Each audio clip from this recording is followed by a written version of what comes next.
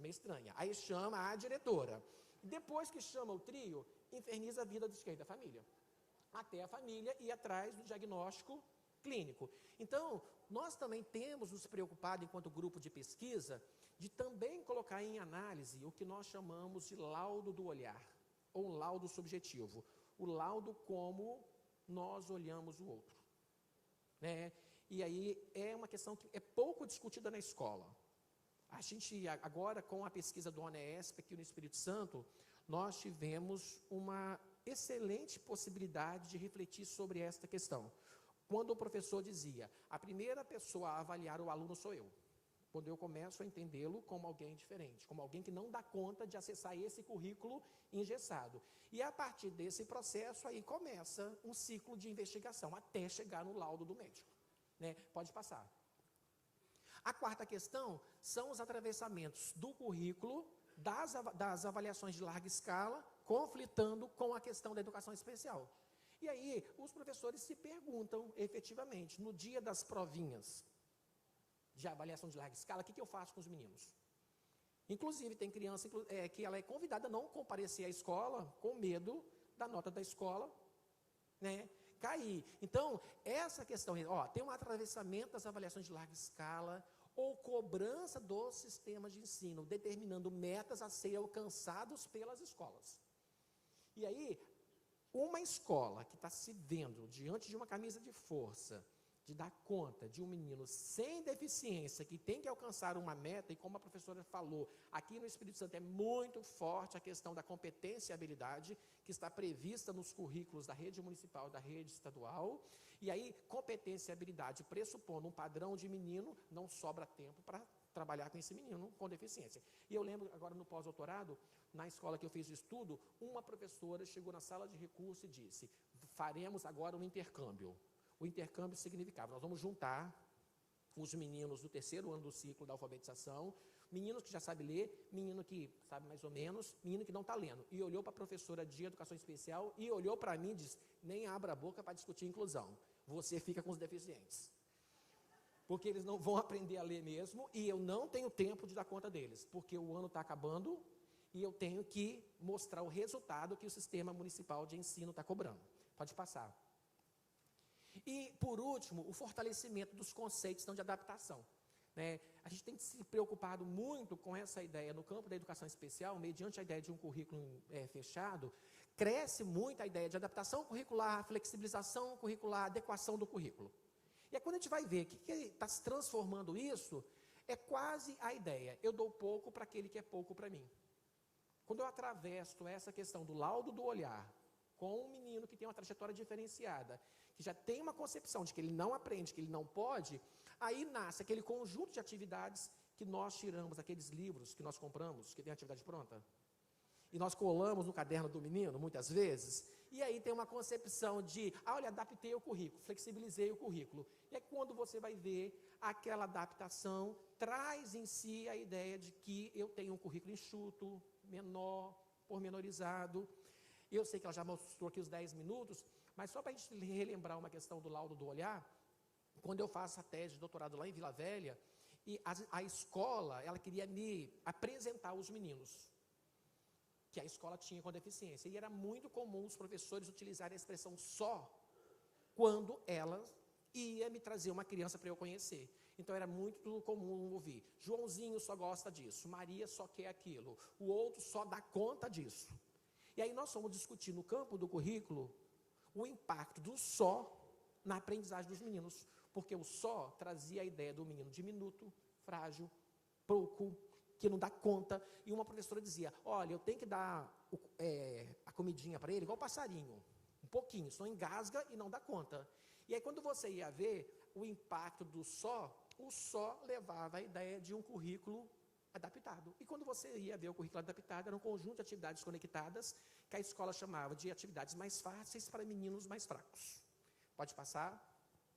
E aí, finalizando, né, há receios quanto à composição de currículos mínimos e únicos, né, em detrimento de uma riqueza cultural que nós temos dentro do cenário brasileiro, pensados, né, em currículos pensados para padrões de alunos, para atender, né, essas agências multinacionais, em nome de uma educação com qualidade, Existem preocupações acerca da constituição de currículos para favorecer as avaliações de larga escala, desmerecendo a formação integral do estudante e a função social da escola. E por último, pode passar? No campo da educação especial, nós temos currículos inflexíveis e conteudistas, reforçando os pressupostos da adequação, da flexibilização, da adaptação curricular, muitas vezes assumidas como empobrecimento do que é ensinado aos alunos, principalmente quando o foco das intervenções são os alunos com deficiência, e não são as deficiências dos sujeitos e não os seus processos, né, históricos e sociais. E para finalizar, eu quero só retomar o movimento de resistência que nós precisamos fazer. E para falar desse movimento de resistência, eu quero relembrar uma prática de uma professora na época do doutorado, quando ela se vê com o compromisso de trabalhar com as crianças tipos de solo. Então, estava previsto no livro didático que as crianças iam trabalhar tipos de solo. E como era uma professora que também fazia as suas resistências, ela teve a ideia de pedir que as crianças levassem para a sala de aula a garrafa PET cortada com amostras de solo. E assim as crianças fizeram. E uma das crianças levou um punhado de terra e que tinha ali uma semente que tinha germinado. E aí a aula começou, porque as crianças não se contentaram em pensar somente as questões do solo. Eles queriam também saber de onde saiu aquele solo que tinha aquela planta germinando. E aí, a partir daquela aula, eles tiveram a ideia, então, de fazer uma horta no fundo da escola.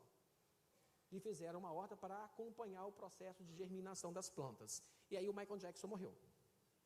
Aí o que tem a ver uma coisa com a outra? Quando o Michael Jackson morre, a mídia divulgando que ele morreu pela questão da medicalização. E aí ela então foi trabalhar isso com os meninos e fizeram um canteiro de plantas medicinais na escola.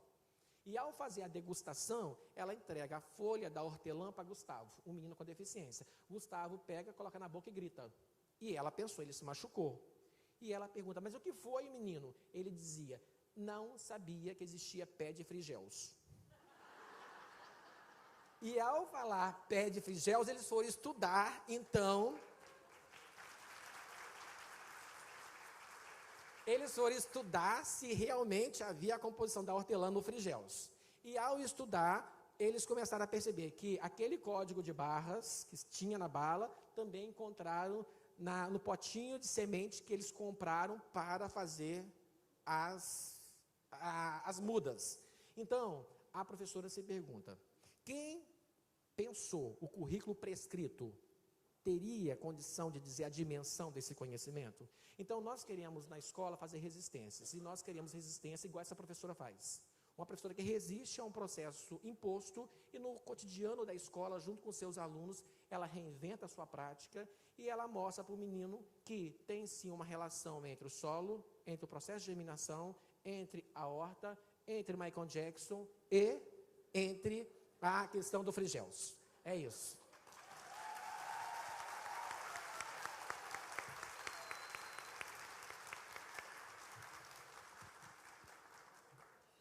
Bom, agradeço também, né, grata, né, a oportunidade de estar aqui com os dois palestrantes. Obrigada pelas contribuições, professor Alexandro. Foi uma grande satisfação, de fato, poder ouvir os dois palestrantes, né, e gostaria de agradecer, inclusive, a professora Sônia por ter me colocado na oportunidade de estar aqui junto dessas duas brilhantes pessoas. E eu acho que os debates que eles trouxeram aqui, né, as falas que a gente teve, né, dos dois palestrantes, nos mostra a importância de pensar, né, a Base Nacional Comum Curricular na educação básica, e considerando também a educação especial, pensando, né, no conflito entre o prescrito e o aluno e a realidade concreta que a gente tem dentro da educação, né? A questão do currículo também, que traz consigo uma tensão que se evidencia nos conflitos, nas contradições entre os conteúdos de aprendizagem propostos e aqueles realmente necessários para a formação humana das pessoas com as quais a gente trabalha na educação, né? Pensar também as questões relacionadas às condições de vida, de aprendizagem dos diferentes alunos que precisam ser levadas em consideração quando a gente pensa, né, a formação e a educação das pessoas, né, e a efetivação dos processos educacionais que a gente desenvolve. Uma outra questão importante que eu acho que passou aqui nos debates é a preocupação em relação a essa base comum curricular nacional como uma imposição da ideologia neoliberal, né, e para que a gente possa pensar como isso está sendo colocado nos municípios e muitas vezes sem a devida consideração, sem o devido debate crítico, né, que é muito importante, que a gente não incorpore aquilo que nos é proposto sem analisar devidamente, criticamente, né, as proposições que nos vêm, né, como salvação da pátria, e nem sempre é a salvação da pátria. Eu acho que mais do que nunca o momento atual, né, revela a importância de pensar a educação e a educação especial numa perspectiva crítica, né, que nos permita resistir às investidas que buscam construir uma educação para atender os interesses dominantes contra o fortalecimento da educação pública de qualidade. Eu acho que isso foi uma importante questão colocada aqui nessa mesa, e eu acho que é uma questão que a gente precisa sair daqui pensando, né, refletindo e articulando os grupos e as lutas para que a gente resista, né, às investidas neoliberais com as suas imposições nas políticas públicas diversas, seja de educação, de saúde e outras mais, né? Pensar também, importante, né, a questão dessa ideologia proposta como uma ideologia que parte do engodo da meritocracia, né, numa sociedade de classes contraditórias, em condições diferentes dentro da sociedade, né? Então, a gente precisa considerar isso para que a gente entenda, né, que existem classes que estão em condições diferentes, que gozam, né, posições diferentes dentro da sociedade, que têm acesso diferente aos bens e serviços produzidos na sociedade.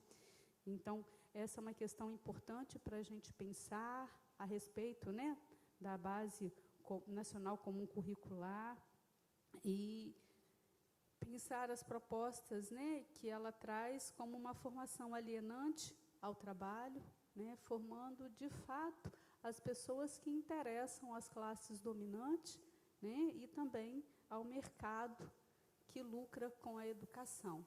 Então, acho que a gente fecha, né, acho que talvez as questões aqui, pensando na importância das defesas das políticas públicas universais e estatais e a educação pensada, né, numa educação que, de fato, possa promover uma formação humana mais libertária e não uma formação de pessoas alienadas, né, que atendam aos interesses da classe dominante. Vou deixar, então, só mais um minutinho para cada palestrante fazer, né, o fechamento das suas falas, para que a gente possa encerrar essa mesa, porque já são 10 horas, né, já estamos no horário. Bem, além de agradecer a oportunidade de estar aqui, de debater e dividir a mesa com o professor Alexandre, é Alexandre, né? Alex, é o nome do meu filho, Alexandre, eu chamo de Alex. Só lembrar que tudo isso que foi exposto, né, na minha fala em relação à base nacional, eu até, né, tinha colocado isso em um dos slides, se a base nacional curricular, comum curricular, ela é privatista, ela segue uma ordem mercantil, quer dizer, ela não inclui nem pessoa com deficiência e nem pessoa sem deficiência, né? Então, na verdade, se ela não serve para um grupo e nem para outro grupo, na verdade, ela acaba excluindo mais ainda a pessoa com deficiência, né? E já tem bastante limitações desse modelo social que a gente vive em termos urbanísticos, de transporte, de comunicação, enfrenta tremendas barreiras sociais. Eu acho que isso também tem a ver um pouco com o que o professor Frigoto falou ontem, as deficiências sociais que são criadas nesse modelo que a gente vive.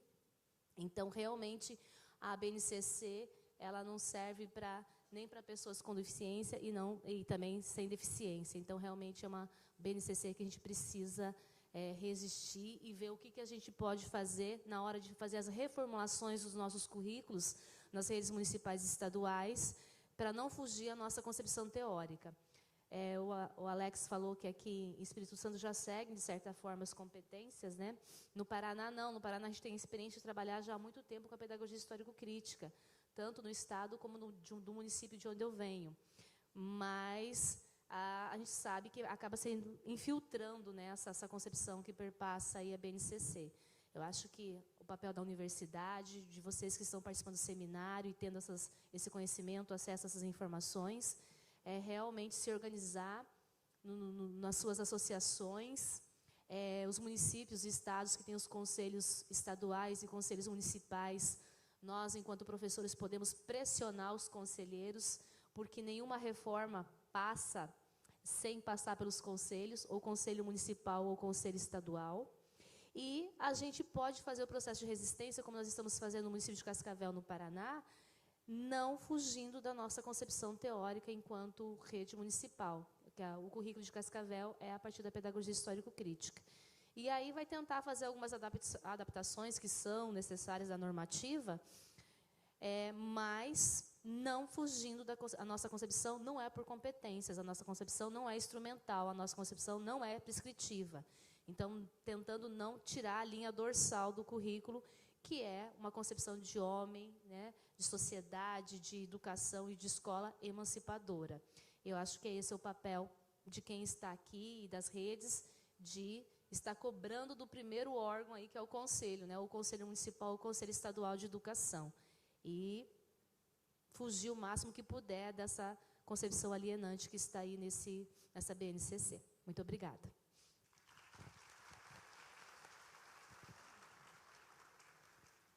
E eu só penso bem assim, nesse momento duro, nesse momento de crise, me faz um pouco relembrar também a professora Enisseia Mendes, que ela sempre brinca com a gente nos eventos. Quando a caravana capixaba chega, ela diz, a caravana capixaba chegou. Né? E a caravana capixaba, né, acho que dialogando com outras caravanas, nós temos talvez assim, uma defesa de também olhar a potência do professor, de olhar a potência da escola, porque muitas vezes nós evidenciamos muito o não fazer do professor, o não saber do professor e a não potência da escola. E penso que nesse movimento de crise, uma das resistências que nós precisamos fazer é começar também a potencializar os movimentos de resistência dos professores, igual a experiência dessa professora que eu trouxe. Né? Essa aproximação entre a universidade e a escola, ela é necessária porque ela oxigena a universidade e oxigena a escola, e nessa relação nós vamos fazendo nossos movimentos de resistência e também evidenciando o que nós fazemos de uma maneira contra-hegemônica. Então nós temos feito essa aposta, essa defesa, e acredito que seja um caminho possível. Ok?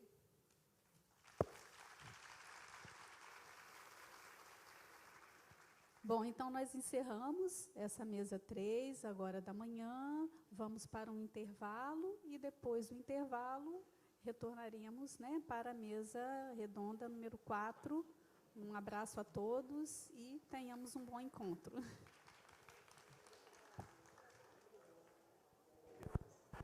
Ficamos que voltaremos às 10h30.